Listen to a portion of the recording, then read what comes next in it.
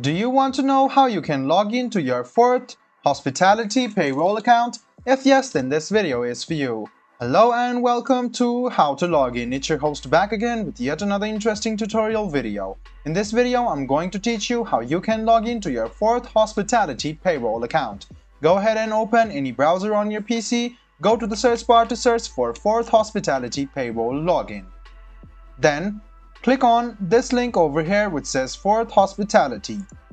After you click on that link over here, it will take you to this login portal. The first step is to write down your username. Go ahead and write down your username in the first box over here. Go to the password box and write down your password. After you write down your password, make sure to check it by clicking on this icon over here. Then you can click on Remember Me and then you can click Login. This way, you can successfully log into your fourth hospitality payroll account. If in case you have forgotten your password and want to reset it, this is the link for you want to follow. So guys, this is how you log into your fourth hospitality payroll account. I hope this video was helpful for you. If you still have any kind of confusion, please do mention us on the comment section down below. Like the video, subscribe to the channel, and do hit the bell button for more. Hope to see you in the next video as well.